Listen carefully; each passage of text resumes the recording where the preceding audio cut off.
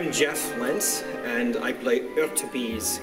I'm the princess's chauffeur, so the devil's chauffeur, if you will, in this production.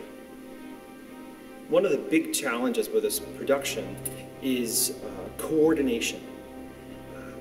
There's a lot of textual, musical, rhythmic, and movement coordination going on. We have a very raked stage, which gives the illusion, if you will, that the set is sort of moving out into the audience. A wonderful illusion in and of itself.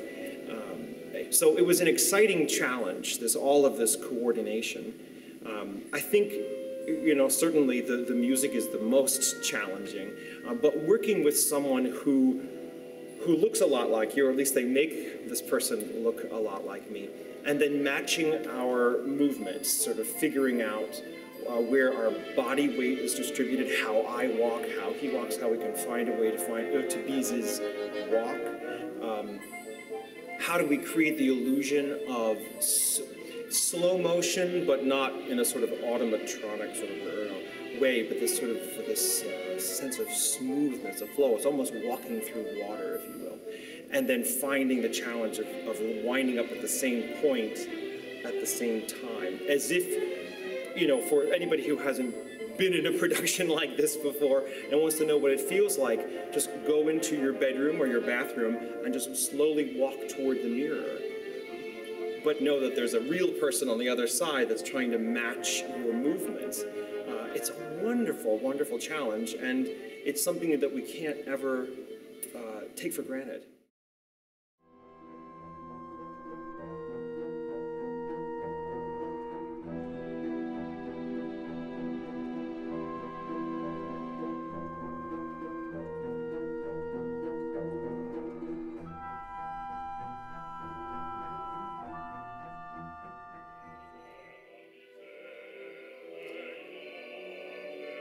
My name is Christopher Temporelli, and I'm singing the judge in the production of Orphee.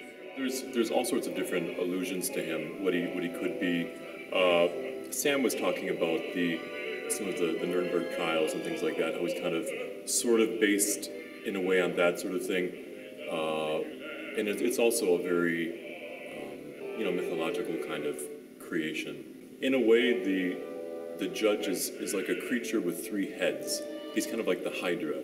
And I think when you go across into the other world, in some of the myths, there's like the dog with the three heads or whatever. This is kind of like the judge.